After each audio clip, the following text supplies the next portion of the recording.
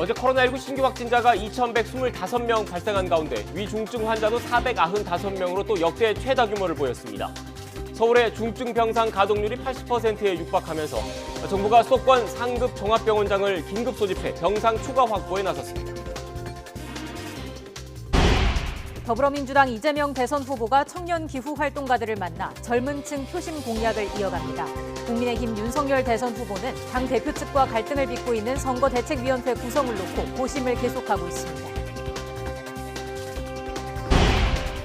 도이치모터스 주가 조작 사건을 주도한 혐의를 받는 권오수 회장의 구속 여부가 오늘 밤 결정될 것으로 보입니다.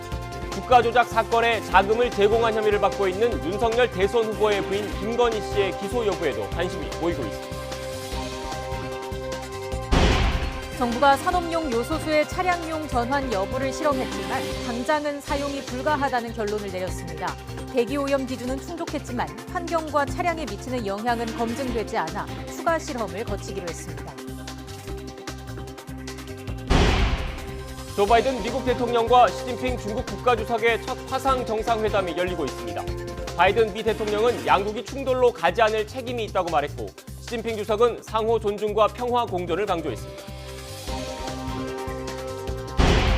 축구대표팀이 오늘 밤 12시 카타르 도하에서 이라크와 월드컵 최종 예선 6차전을 치릅니다. 대표팀은 올해 마지막 A매치인 오늘 이기면 월드컵 본선행의 7분 능선을 넘게 됩니다.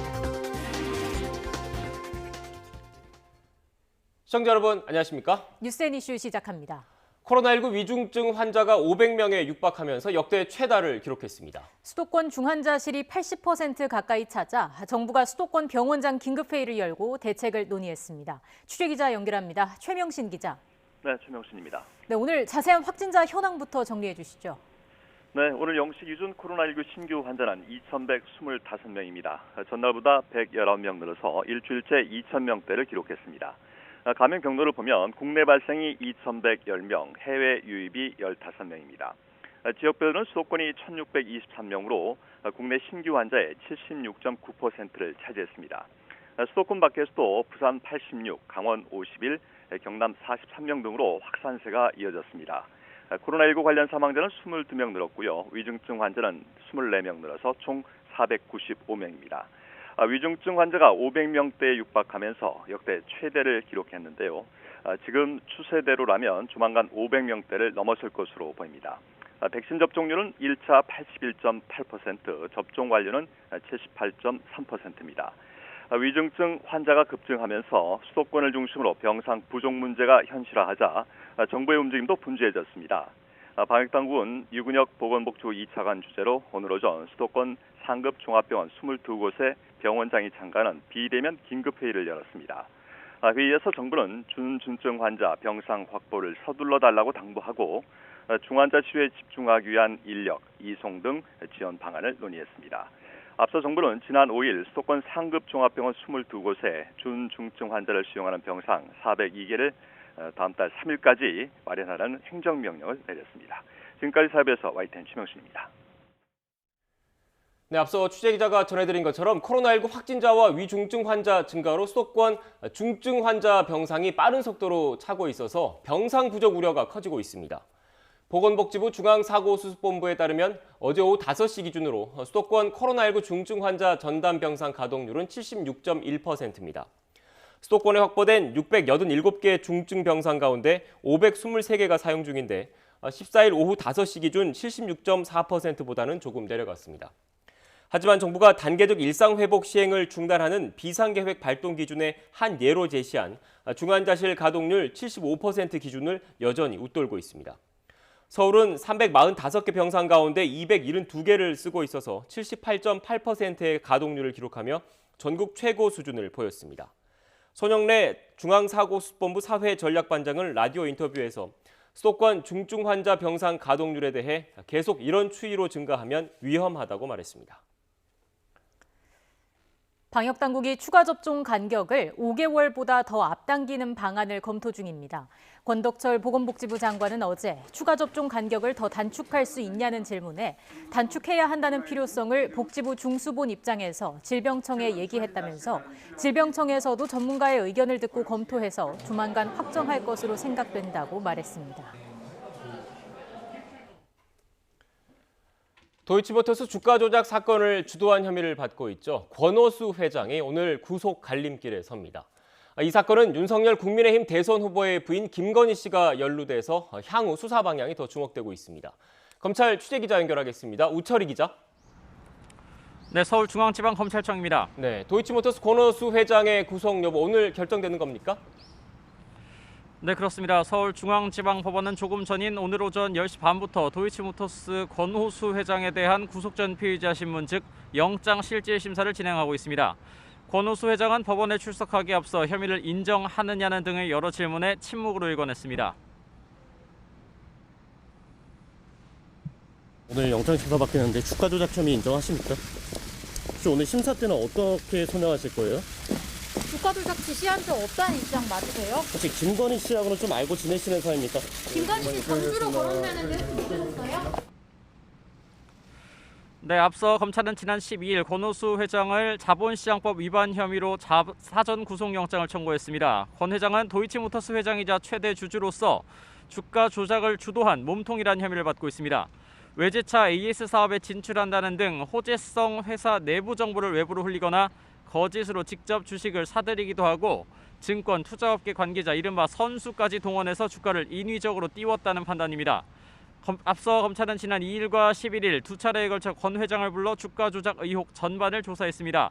그리고 선수 역할을 한 증권 투자업계 관계자 3명을 이미 재판에 넘겨서 오는 19일 첫 재판을 앞두고 있습니다. 권 회장의 구속 여부는 오늘 밤쯤 결정될 것으로 보입니다. 권오수 회장의 구속 여부만큼이나 관심을 모으는 부분이 바로 윤석열 국민의힘 대선 후보의 부인 김건희 씨가 범행에 직접 가담했는지 여부입니다. 김건희 씨는 도이치모터스 주가 조작 사건에서 이른바 쩐주로 지목이 됐습니다. 검찰은 김건희 씨가 권오수 회장 등과 주가 조작에 직접 공모했거나 범행을 도와준 방조 혐의 적용 등을 놓고 고심하고 있는 것으로 알려졌습니다. 검찰은 아직 김건희 씨를 불러 조사하진 않았습니다. 다만 김 씨의 혐의 유무를 가리기 위해서는 소환 조사가 불가피한 만큼 검찰은 조만간 김 씨를 부를 것으로 예상됩니다. 오늘 권오수 회장의 구속영장 발부 여부에 따라 김건희 씨 소환 시기 등도 결정될 것으로 보입니다. 네, 우철희 기자. 대장동 개발 특혜 의혹 수사 상황도 살펴보죠. 김만배 씨에 대한 조사가 좀처럼 속도를 내지 못하는 모습인데 오늘은 소환을 하는 겁니까?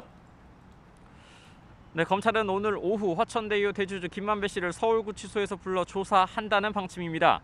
구속 전 6차례 검찰 조사를 받았던 김만배 씨는 구속 이후에는 3차례나 검찰 소환에 응하지 않았습니다. 강도 높은 조사와 구속으로 지병이 악화돼서 건강이 대단히 좋지 않다는 이유 때문입니다. 어제도 천화동인 4호 실소유주 남욱 변호사와 공모지침서 작성 등을 주도했던 정민용 변호사가 검찰에 나왔지만 김 씨는 소환에 불응했습니다.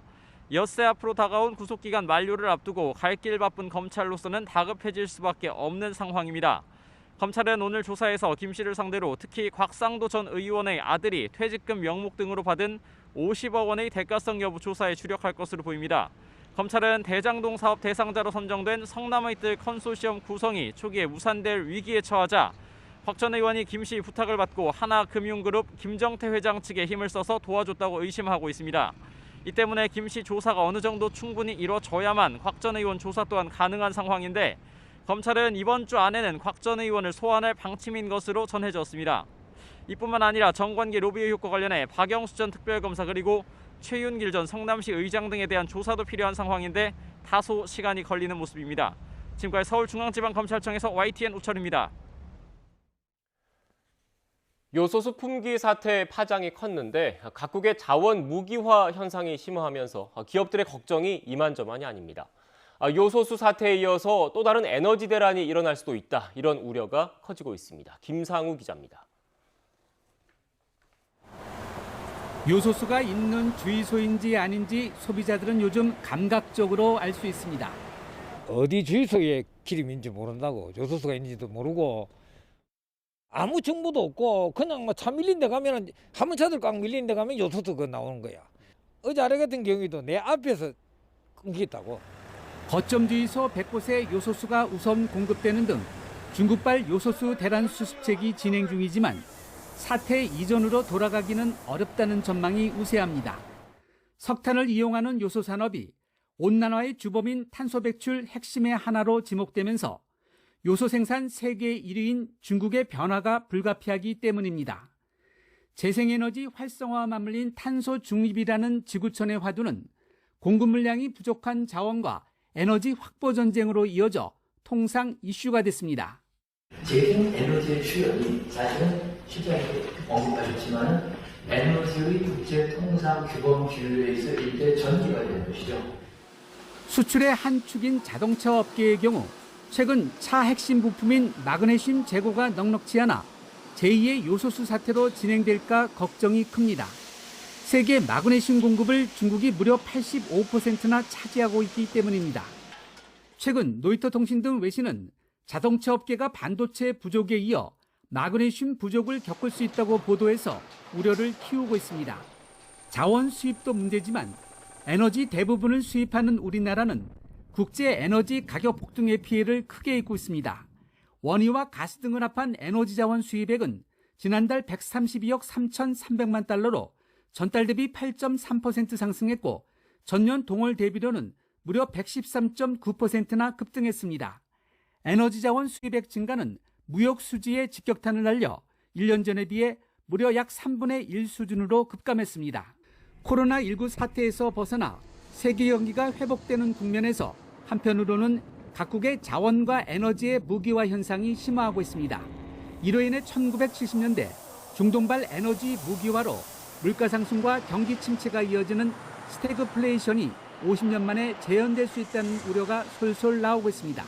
YTN 김상호입니다. 전국 100개 요소수 거점 주유소의 재고 현황이 이르면 오늘부터 하루 2번 인터넷을 통해서 공개될 예정입니다. 정부는 요소수 수급 관련 범부처 합동 대응 회의를 통해서 거점 주유소의 요소수 재고를 인터넷을 통해 공개하고 재고가 부족하면 즉시 보충하겠다고 밝혔습니다. 정부는 이와 함께 거점 주유소에 요소수가 문제없이 공급될 경우 일반 주유소에 10리터 제품도 공급할 예정이라고 덧붙였습니다. 우리 경제의 큰 걱정 가운데 하나, 눈덩이처럼 불어나는 가계부채죠. 실제로 통계를 보니까 국내 총생산, 그러니까 GDP와 비교한 우리나라의 가계부채 비율이 세계 37개 주요국 가운데 가장 높고 증가 속도도 가장 빠른 것으로 나타났습니다. 박병한 기자입니다. 우리나라의 가계부채 규모는 무려 1,800조 원에 달합니다. 은행권의 가계대출은 매달 6 내지 7조 원씩 늘고 있습니다. 우리 경제의 시한폭탄이 될 수도 있는데 실제로 우려스러운 통계까지 나왔습니다. 지난 2분기 기준 세계 37개 주요국의 GDP 대비 가계부채 비율을 조사했더니 우리나라가 104.2%로 가장 높았습니다. 우리나라 다음으로 많은 홍콩의 92.0%, 영국 89.4%, 미국 79.2%와 비교해도 큰 격차를 보였습니다. 1년 만에 6%포인트나 상승한 결과로 오름폭도 세계 1위입니다. 가계부채가 빠르게 그리고 많이 늘어난다는 건 그만큼 부실 가능성이 커진다는 뜻입니다. 또 빚 부담으로 소비가 위축돼 실물 경기 침체로 이어질 수 있습니다. 그래서 금융당국은 대출 옥죄기와 금리 인상을 통해 가계부채 줄이기에 나섰습니다. 하지만 더 실질적이고 근본적인 대책이 필요하다는 지적은 끊임없이 나오고 있습니다. 금리 인상, 대출 규제 같은 가계부채 공급 조절도 중요하지만 주택가격 상승이나 자산시장의 머니게임 양상과 같은 가계부채 수요를 유발하는 요인들에 대한 대응이 보다 더 근본적인 가계부채 대책이 될 수 있습니다. 이런 가운데 한국은행 금융통화위원회는 오늘 25일 기준금리를 0.25%포인트 추가 인상할 것으로 예상됩니다. YTN 박병환입니다. 정부가 올해 9월까지 거둔 세금이 1년 전보다 60조 원 가까이 늘었습니다. 기획재정부는 오늘 발표한 9월 기준 월간 재정 동향을 통해 국세 수입이 274조 5천억 원으로 1년 전보다 59조 8천억 원 늘었다고 밝혔습니다. 기재부는 경기 회복과 부동산, 주식 호조에 법인세와 부가세, 소득세를 중심으로 세수가 늘었지만 앞으로는 자산시장 안정과 소상공인 지원 등에 따라서 둔화할 것으로 내다봤습니다.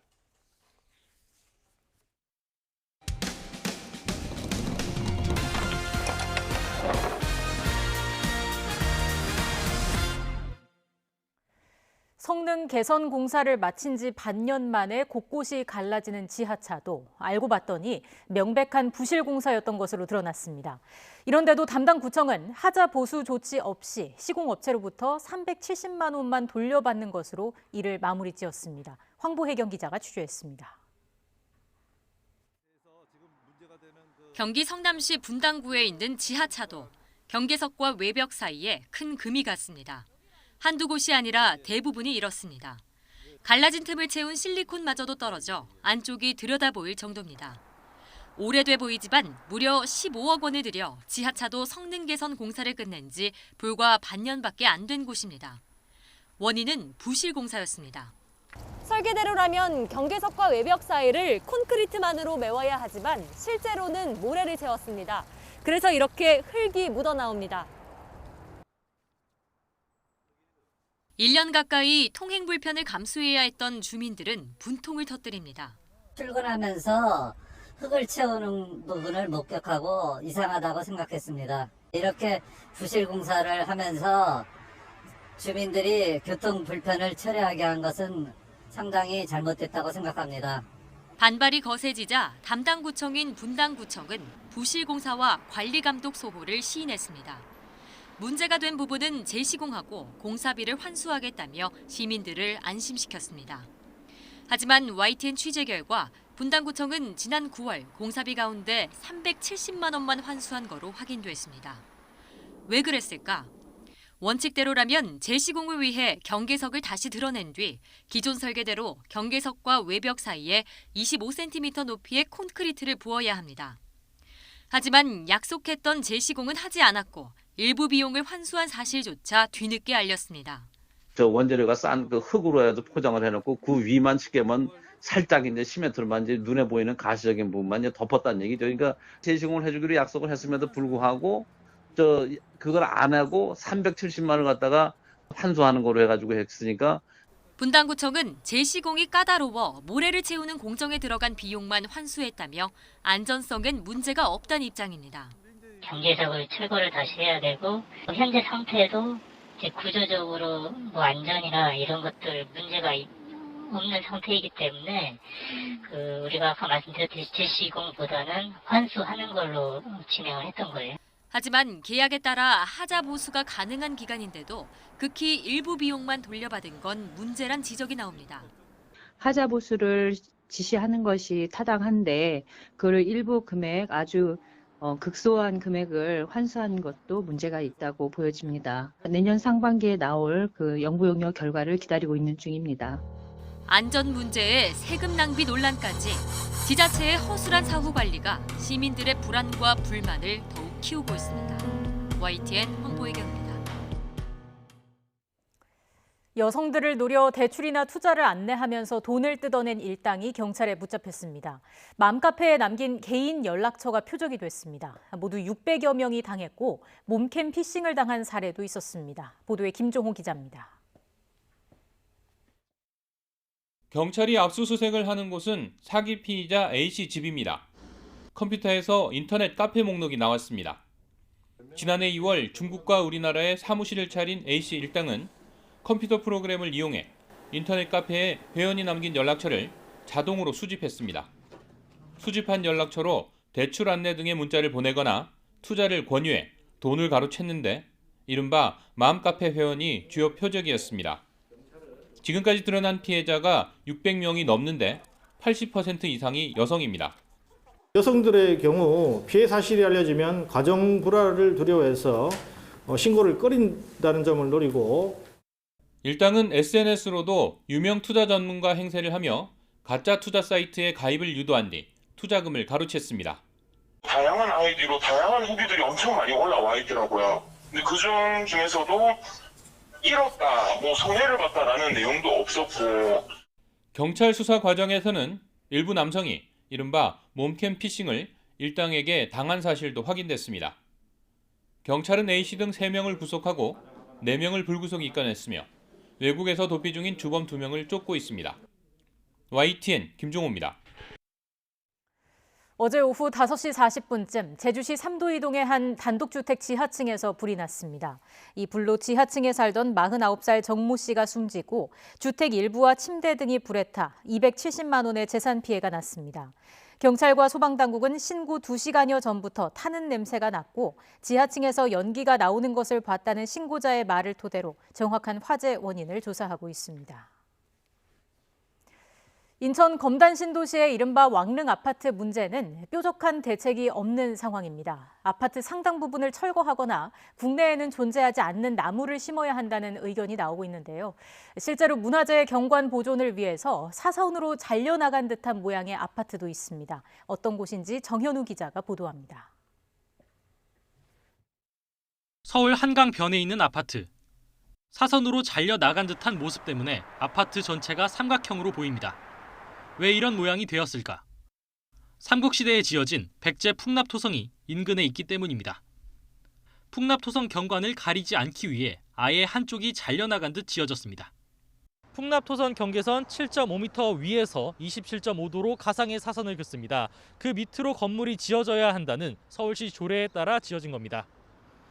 처음부터 문화재 보호 규정에 맞춰 건물을 설계한 덕에 큰 문제 없이 아파트 공사가 이루어졌습니다.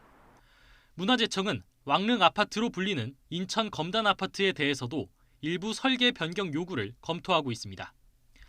지상 20m 정도로 제한하거나 장릉 뒤편 산 능선 고도에 맞추는 방안, 그리고 최대로 양보해 주변 아파트 정도 높이로 설정하는 방안 등 3가지입니다. 건설사는 이를 모두 거부하고 있습니다. 20층까지 지어놓은 아파트 일부 층을 철거하면 안전에 문제가 있다는 이유를 들었습니다.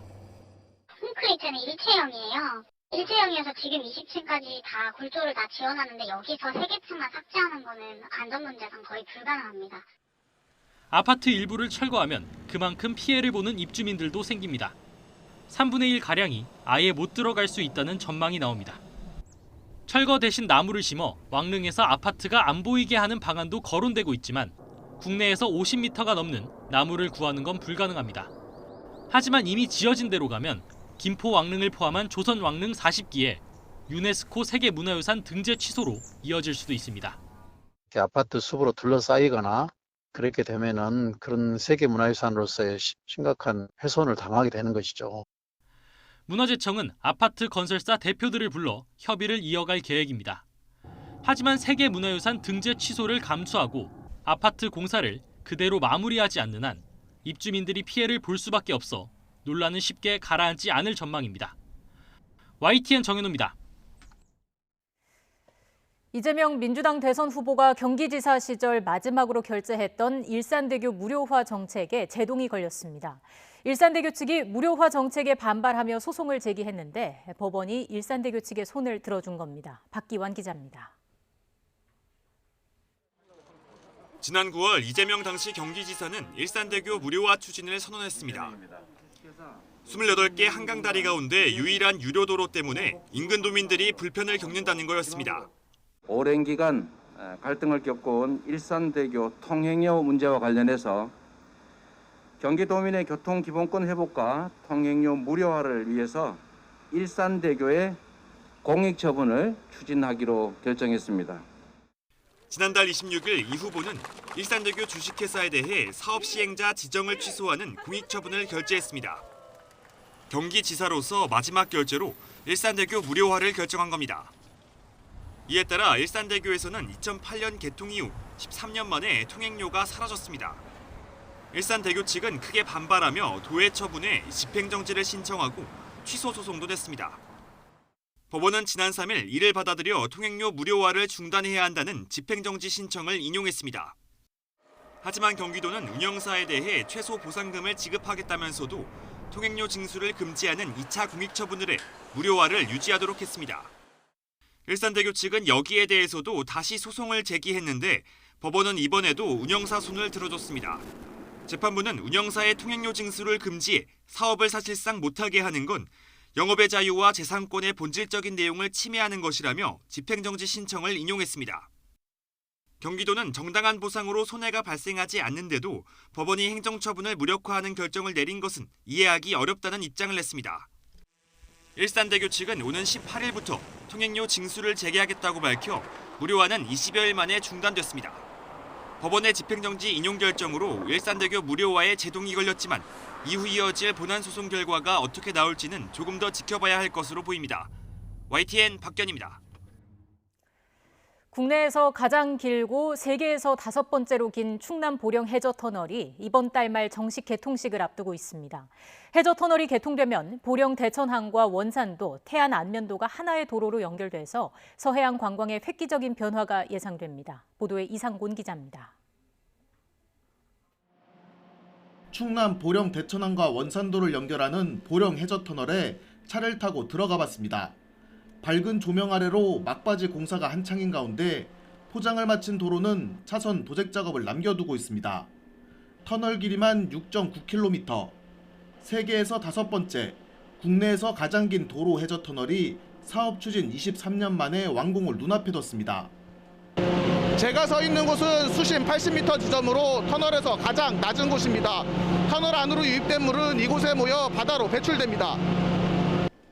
바다 밑에 만들어진 만큼 대피로 등 만일의 사고에 대비한 안전 설비에 가장 큰 신경을 썼습니다. 터널 외부로 유독가스를 내보내기 위한 시설은 양방향에 82개가 설치됐고 200m 간격으로 CCTV도 설치해 상시 모니터링이 가능하도록 했습니다. 분산을 해서 4개 구역으로 나눠서 제트펜을 설치했고, 그리고 이제 피난 연락경이 있습니다. 차량 연락경 같은 경우도 기준이 통상 750m인데 저희 같은 경우는 660에서 690m 간격으로 좀 좁게 설치를 했으면. 지난 2019년 개통된 원산 안면대교를 이용하면 보령과 태안은 차로 1시간 30분 걸리던 이동 시간을 단 10분으로 줄일 수 있습니다. 충남도는 오는 2025년까지 관광객 4천만 명 유치를 목표로 서해안 문화관광자원 개발에 나섰습니다.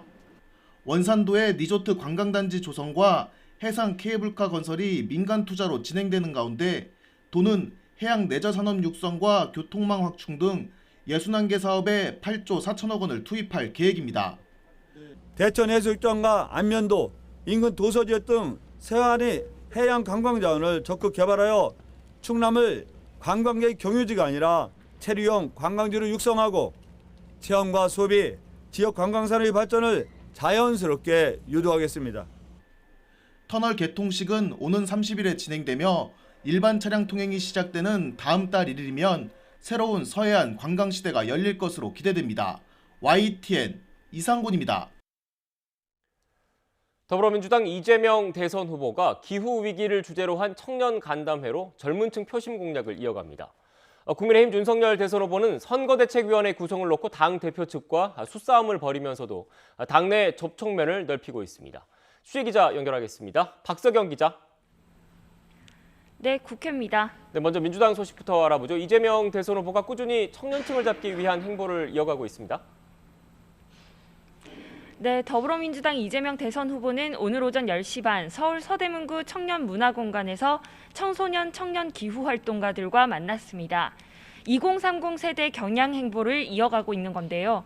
앞서 이 후보는 오는 2030년까지 탄소 배출량 40%를 감축하도록 탄소세 도입을 추진하고 기본소득 재원 일부로 활용하겠다고 공약하기도 했습니다. 지지율 답보 상태인 이 후보는 메머드급의 선거대책위원회를 쇄신해야 한다는 질타도 받고 있습니다. 민주당 초선 의원 10명은 어제 국회에서 기자회견을 열고 당 선대위가 현장성이 떨어지는 등 제대로 작동하지 않고 있다고 지적했습니다. 이러한 위기의식 속 여권의 대표적인 책사이자 문재인 대통령의 복심으로 불리는 양정철 전 민주연구원장이 내일 국회를 찾습니다. 민주당 영입인재 비례대표 의원 모임이 주최하는 비공개 간담회에 참석하는데 선거 과정에서 양 전 원장의 역할에 대한 이야기가 나올지 관심입니다. 네, 국민의힘 상황도 살펴보죠. 윤석열 대선 후보는 당내 인사들과 접촉하면서 선대위 구성에 대해서 고민하고 있는 것 같네요. 네, 윤석열 후보는 오늘 별다른 공개 일정이 없었는데요. 오전에는 나경원 전 의원과 권성동 의원이 당사에 있는 윤 후보 사무실로 들어가는 모습이 취재진에게 포착됐습니다. 이 윤 후보는 박성민, 김미애, 황보승희, 최춘식 의원 등 당 소속 의원들과 오찬을 함께 하는데 당 장악력을 높이기 위한 것으로도 풀이됩니다. 당 안팎 인사와 잇따라 만나며 선대위 구성에 대한 고심도 이어갈 것으로 보이는데요. 총괄 선대위원장으로는 김종인 전 비대위원장이 유력합니다. 어제 열린 김 전 위원장 출판 기념회 자리에서 윤 후보가 공개 러브콜을 하긴 했지만 아직까지 공식 제안은 없었던 것으로 확인됐습니다. 당 사무총장 인선을 두고 윤 후보와 이준석 대표 사이 갈등이 표출되기도 했었는데 윤 후보가 긴급 회동을 제안하며 진화에 나서기도 했습니다. 이 자리에서 4명의 총괄본부장 가운데 권영세 의원을 포함한 2명을 이 대표에게 제안한 것으로 전해졌습니다. 갈등설이 불거진 곡간지기 사무총장 자리도 주목되고 있는데요. 윤 후보가 비서실장을 맡은 권성동 의원을 제안했지만 아직 이 대표와 의견이 합치되진 않은 것으로 확인됐습니다. 인선을 두고 힘겨루기가 계속되고 있는 건데 김기현 원내대표는 오늘 아침 기자들과 만나 이번 주말까지 큰 무리 없이 선대위를 발족할 수 있을 것으로 본다고 말했습니다. 지금까지 국회에서 YTN 박서경입니다. 바이든 미국 대통령과 시진핑 중국 국가주석의 첫 정상회담이 화상으로 열렸습니다. 바이든 대통령은 이번 회담의 목표가 경쟁이 충돌로 바뀌지 않도록 하는 것이라고 말했습니다. 시진핑 주석은 두 나라 간의 소통을 개선해야 한다고 화답했습니다. 미국과 중국 차례로 연결해서 정상회담 관련 내용 자세히 들어보겠습니다. 먼저 워싱턴 연결합니다. 강태욱 특파원. 네, 워싱턴입니다. 네, 바이든 대통령 취임 이후 첫 미중 정상회담인데 일단 모두 연설 정도가 공개됐죠? 네, 그렇습니다. 먼저 모두 언급이 실시간으로 공개됐는데요. 바이든 대통령이 먼저 짧게 인사말 겸 모두 언급을 했고 뒤이어 시진핑 주석이 이어받았습니다. 두 정상의 모두 언급은 순차 통역으로 진행됐는데요. 바이든 대통령은 특히 대면으로 만나길 원했지만 중국의 사정으로 시 주석이 순방할 수 없어 먼저 화상으로 만나게 됐다고 아쉬워했습니다. 시 주석은 과거 바이든 대통령이 오바마 행정부 시절 부통령이었던 때 만난 적이 있는 것을 내세워 서로 오래된 친구라고 말했습니다. 네, 실제 의제 등과 관련한 바이든 대통령의 언급도 전해주시죠. 네, 바이든 대통령은 먼저 두 지도자가 공개적이고 정직하게 소통하는 게 중요하다고 말했습니다. 그러면서 그동안 중국에 대해 비판을 가한 맥락을 우회적으로 표현했는데요.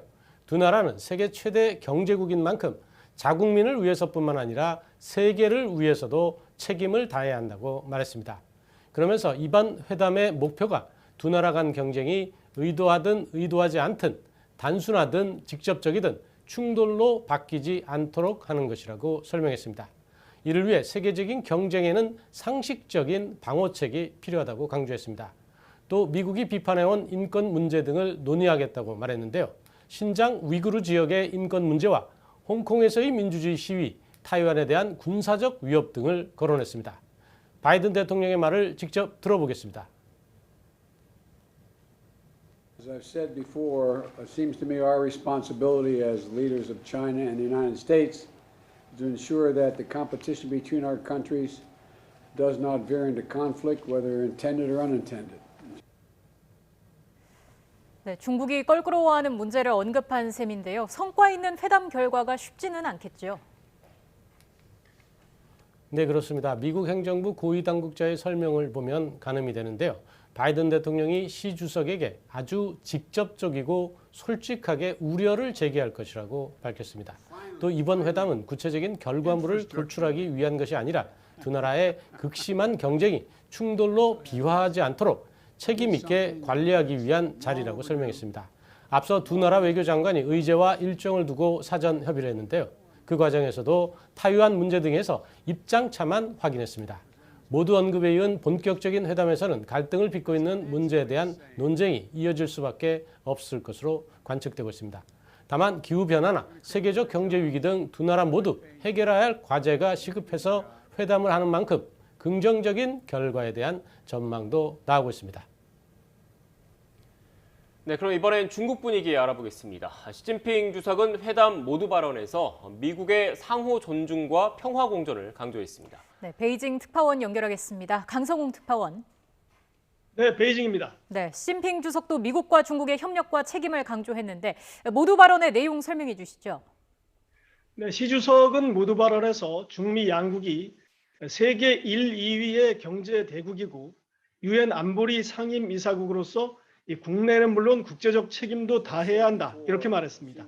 시 주석은 또 중미 두 나라가 각자 발전을 추진하면서 세계의 평화와 안정, 기후변화, 그리고 코로나19 등에 효과적으로 대응해야 한다 이렇게 언급을 했습니다. 그러나 양국은 당연히 상호 존중하고 협력해야 하며 자신은 바이든 대통령과 중미 관계의 발전을 이끌고 싶다 이런 희망을 나타냈습니다. 이 상호 존중이라는 것은 미국과 대등한 관계를 갖고 싶다 이런 희망과도 마찬가지입니다. 여기서 잠깐 시진핑 주석의 말을 들어보겠습니다. 中美作为世界前2大经济体和联合国安理会的常任理事国，应该加强沟通和合作。 네, 협력을 강조한 내용인데요. 국제적 책임 이런 것도 동시에 언급을 했습니다. 시진핑 주석은 4분 12초 정도 계속된 모두 발언에서 다소 미소를 띠면서 조금 여유 있는 표정을 지었습니다. 중국에서는 공식 배석자로 5명이 참석을 했는데요. 우선 시진핑 주석을 중심으로 왼쪽에 시 주석의 경제 책사로 불리는 류허 중국 부총리가 배석을 했습니다. 그리고 시 주석의 오른쪽에 비서실장인 빙쉐샹 국가주석실 판공실 주임이 앉았습니다. 양재츠 외교 담당 정치국원 그리고 왕이 외교부장도 앉았는데 시 주석을 중심으로 좌우로 두 번째 줄에 앉아 있습니다. 유호 부총리보다는 조금 순위가 뒤로 밀린 그런 느낌입니다. 그리고 미국 담당인 셰펑 외교부 부부장도 전면 좌석의 끝자리에 모습을 보였습니다. 이 참석 범위가 크게 예상을 빗나가지는 않은 건데 정치나 외교 측면보다는 경제와 무역에 중점을 둔 듯한 좌석 배치로 풀이가 됩니다. 네, 강성웅 특파원, 회의가 비교적 순조롭게 시작은 됐는데 중국은 미국의 입장과 논리에 대해서 반대하고 있지 않습니까? 그렇습니다. 규범에 기초한 국제 질서, 이것을 미국이 강조하는데 중국은 이것을 자국의 패권을 정당화하기 위한 논리다 이렇게 일축을 하고 있습니다. 예를 들어서 미국은 남중국해에서 항행의 자유를 강조하고 있지만 중국은 남중국해가 자국 영해다 이렇게 주장을 하고 있습니다. 시진핑 주석은 이번 정상회의에서 바이든 대통령의 이런 관점을 일방주의라고 반박하면서 대응 논리를 펼 것으로 예상됩니다. 예를 들어 인권과 민주주의 문제를 제기하지만 중국에서는 그것은 상대적인 것이다. 중국도 민주주의가 있다. 중국도 인권이 보장된다. 이렇게 주장을 하고 있는 겁니다. 또 타이완 문제에 대해서는 미국이 국교 수립 과정에서 양국 간에 합의한 3대 공동성명 내용에 따라서 하나의 중국 원칙을 인정하라고 요구할 것으로 보입니다. 중국은 타이완 문제의 경우 주권과 영토가 걸린 이른바 핵심 이익이라고 규정하고 있어서 이 두 정상은 서로 자국의 입장을 일방적으로 주장하는 선에서 대화가 오갈 것으로 보입니다.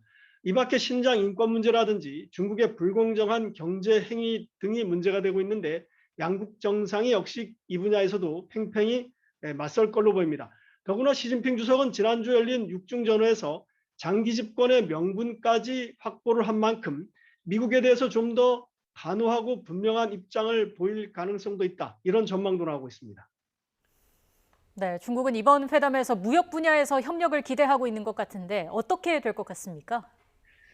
네, 말씀하신 것처럼 중국이 미국에 가장 기대하고 있는 분야 바로 트럼프 정부 때 부과된 자국 제품에 대한 최고 25%의 추가 관세입니다. 이 추가 관세 인하입니다. 이것은 약간 징벌적 성격, 보복적 성격이 있기 때문에 중국이 꾸준히 인하 또는 철폐를 요구해온 부분입니다.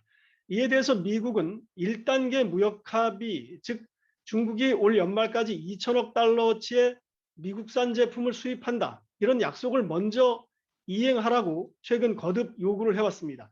중국은 관세 인하를 유도하기 위해서 지난주에 미국 보잉사 항공기 100대 정도를 구매를 재개할 수 있다는 신호를 보냈습니다. 또 미국산 천연가스를 장기로 대량 구매하는 계약도 체결했습니다.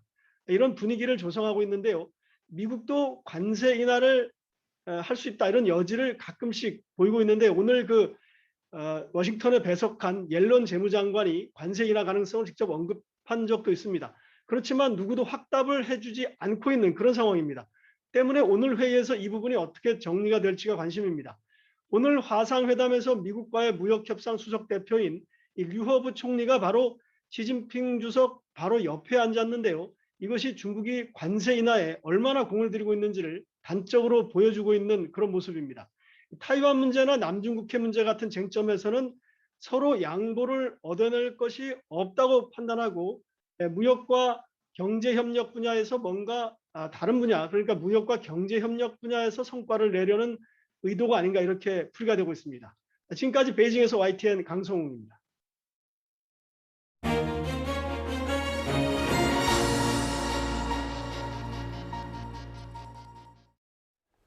지난 5월 상관에게 성추행을 당해서 목숨을 끊었던 고 이해람 중사, 많은 분들이 기억하실 텐데요. 이 사건이 있었을 즈음에 공군에서 또 다른 사망 사건이 있었습니다. 이 중사처럼 성추행이 원인이었고 공군이 이 사실을 알고도 은폐했다는 의혹도 나왔습니다. 은폐하려 했다는 의혹도 나왔습니다. 방혜린 군 인권센터 상담지원팀장과 함께 자세한 이야기 나눠보겠습니다. 어서 오십시오. 네, 안녕하세요. 팀장님, 고 이해람 중사 사망 사건 충격이 아직도 가시지 않고 있는데 비슷한 시기에 또 사건이 있었던 것 같습니다. 어떤 내용인지 좀 설명을 해주시겠습니까? 네, 지난 5월 11일에 공군 8전투 비행단에서 이제 여군 하사분이 숨진 채로 발견이 되었는데요. 네. 저희가 이제 당초 처음 이 상담을 진행을 할 때는 그냥 일반적인 어떤 업무 과중에 대한 자살건이라고 저희도 판단을 했었고요. 왜냐하면 이제 초급 간부 자살률이 매년 증가를 하는 추세였기 때문에.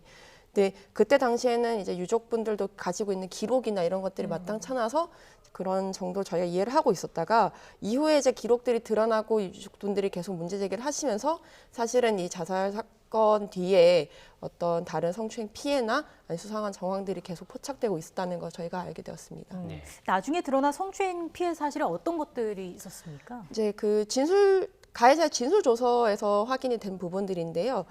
그 가해자가 피해자의 볼을 꼬신다던가 얼굴을 만지는 등의 성추행이 있었다고 본인의 입으로 자백한 부분이 있고요. 네.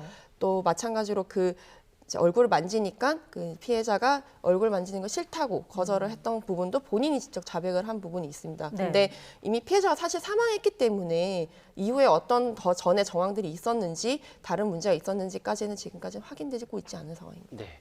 지금 가해자 같은 경우에는 지금 피해자보다 나이도 많고 계급도 높다고 그러더라고요. 네, 계급이 가해자 같은 경우에는 부사관이 진급할 수 있는 최고 계급인 준위이고요. 피해자는 이제 초급 하사이기 때문에 연차로 보나 나이로 보나 굉장히 많은 차이가 있었고, 그다음에 이 부서 구성 자체가 이 가해자 밑에 남군 상사가 3명 있고 그 다음이 피해자다 보니까. 그 피해자가 어떤 이런 애로 사항들이나 아니면 업무상의 어떤 고충이나 이런 것들을 얘기하기가 굉장히 어려웠을 거라는 분위기도 있고, 그다음에 다 상사가 남군 고위 이제 부사관들이다 보니까 그런 업무상의 어떤 위력 부분들 이런 것들도 배제할 수 없을 것 같습니다. 네. 또 특히 피해자가 숨졌을 당시에 가해자가 또 수상한 행동을 보였다고 하던데 어떤 모습입니까? 네, 일반적으로 이제 출근 시간 전에 사실 출근을 안 하면 출근 시간 이후에 출근하긴 여부를 확인하잖아요. 예. 근데 이 가해자 같은 경우에는 출근 시간 30분도 전에 전화를 수십 차례 걸었고, 근데 만약에 출근 안 해서 연락이 두절됐다고 하면 통상적으로는 신상 이상에 대해서 지휘계통으로 보고를 한 뒤에 네. 뭐 구조나 아니면 이제 신상 여부들을 확인하는 작업들을 거치게 되거든요. 근데 이 가해자의 직위가 부서 업무를 감독하는 감독관인데도 불구하고 본인이 직접 집에 찾아가서 그것도 행적이 확인되지 않으니까 119나 112 신고를 하는 것도 아니라 본인이 직접 문을 열려고 시도하는 예. 그런 부분들이 이제 포착이 되었고, 그다음에 그 주임원사가 도착하자마자 방범창을 뗐지 않습니까? 이런 부분들도 사실은 어떤 문제가 신고가 되거나 이제 보고가 되기 전에 내가 사전에 확인해야 될 것이 있는 것이 아니냐. 그래서 저희가 이제 증거인멸이나 이런 얘기들을 하게 되는 것이고요. 그런 수상한 행동들을 보였고요. 가해자는 뭐라고 하고 있습니까? 가해자는 이제 문을 열려는 시도 등은 이제 구조나 이런 것들을 위한 목적이었던 거지 별다른 의도가 있었다는 건 아니라고 얘기를 하고 있고요. 그다음에 성추행 자체도 이게 마치 그냥 친한 부서원들끼리 장난 정도였다라고 문제를 얘기를 하고 있는 상황이어서 정확하게 지금 가해자가 어떤 부분에서 이제 문제의식을 가지고 있는지 아니면 이걸 이제 정말로 문제라고 생각을 하고 있는지는 저희가 확인할 수가 없고, 저희가 이제 어제 기자회견에서 말씀드렸다시피 강제추행건이 갑자기 병합이 되었기 때문에 네. 강제추행에 대해서 어떤 진술이 나올지 이런 것들은 향후 재판을 통해서 지켜봐야 될 것 같습니다. 네. 지금 뭐 팀장님께서 조금 전에 말씀을 하셨지만 이 가해자와 별도로 지금 인권센터에서 주장하고 있는 것은 군 수사 당국에 문제가 있다라는 점을 지금 지적을 하고 계시는 거잖아요. 특히 네. 강제추행건이 나중에 병합됐다라는 부분을 좀 지적을 하고 계시는 것 같은데 이유가 있을까요? 이게 이제 쉽게 말하면 지금 이제 8 전투 비행단에서 발생을 했던 일이고 변사 사건도 그렇고 지금 별건으로 기소가 되어 있는 그 별거 재판이 진행되고 있는 주거침입이나 이런 부분도 다 8 전투 비행단 이제 검찰에서 기소를 해서 재판 진행 중인 것이거든요. 근데 이제 강제추행건만 공군본부에서 별도로 그것도 몇 개월이나 지나서 기소를 했다는 점이 쉽게 설명드리면 대구지방검찰에서 조사를 하고 있던 부분들이 있었는데 갑자기 서울중앙지검에서 나타나서 우리가 이 사건을 가져갈게 해놓고는 다른 관할에서 다른 한 건을 각기 다른 검찰이 지금 지휘를 하고 있는 상황이거든요. 이런 부분들은 사실 공군본부 법무 라인에서 어떤 수사에 대한 지시나 이런 부분들이 없었다면 이런 식으로 이루어지지 않았을 거라는 게 저희가 이제 추정을 하는 부분들이고요.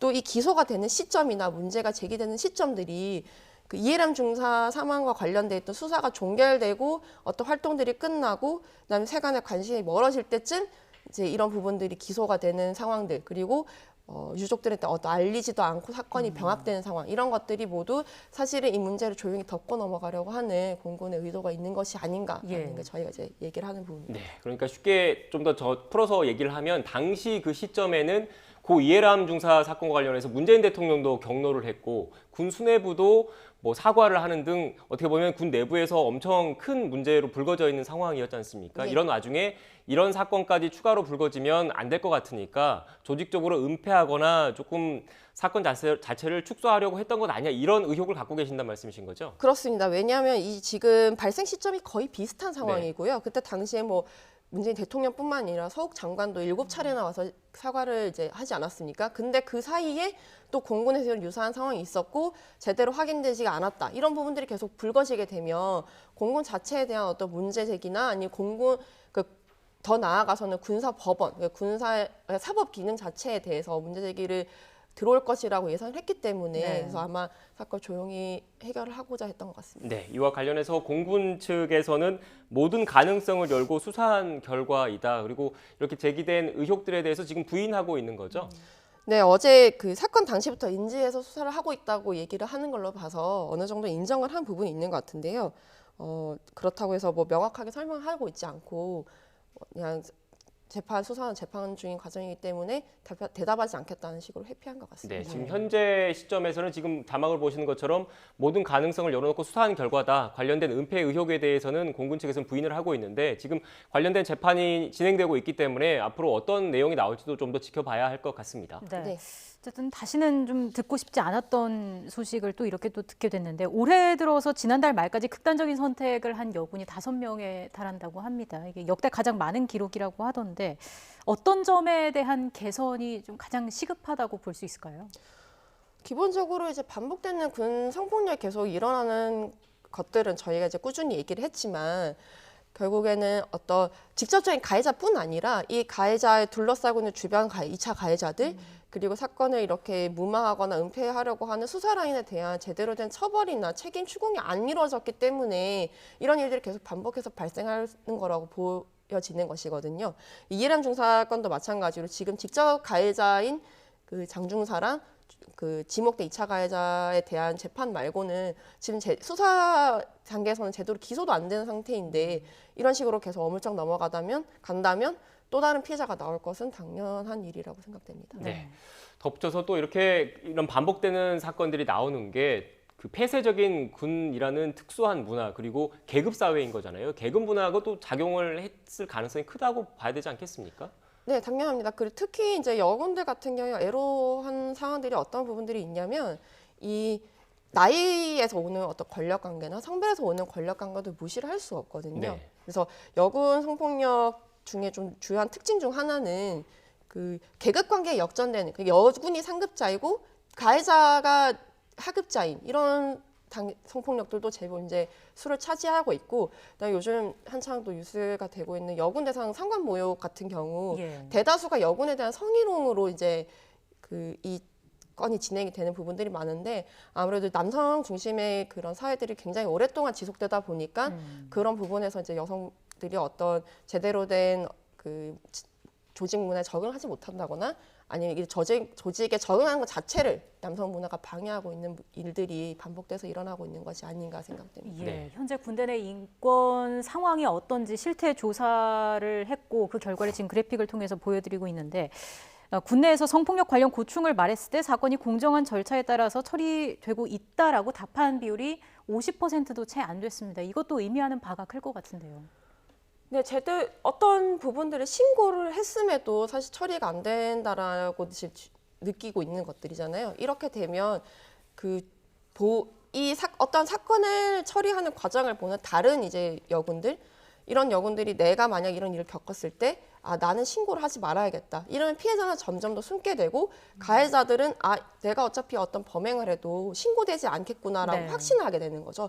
그러면서 가해 상황은 더 대범해지고 더 심각해지고 결국 그래서 피해자가 버티다 못해 어떤 삶을 마감하던가 아니면 군을 떠나던가 아니면 참고 다시 하던가 이런 식으로 문제가 계속 쳇바퀴처럼 돌다 보니까 결국에는 군대 내 성폭력이 해결되지 않고 계속 악화만 되어 가는 그런 양상을 띠고 있는 것 같습니다. 네, 알겠습니다. 말씀하신 것처럼 이런 안타까운 사건이 반복되지 않도록 제도 개선이 더 필요하다는 말씀이셨던 것 같습니다. 지금까지 방혜린 군인권센터 상담지원팀장과 함께 이야기 나눴습니다. 오늘 말씀 고맙습니다. 네, 감사합니다.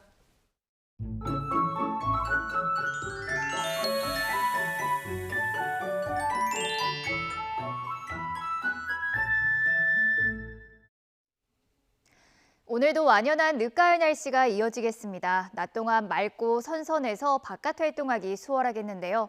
다만 수능일인 목요일까지 일교차가 10도 안팎으로 크게 벌어지겠습니다. 수험생들은 마지막까지 건강관리 잘해주시기 바랍니다.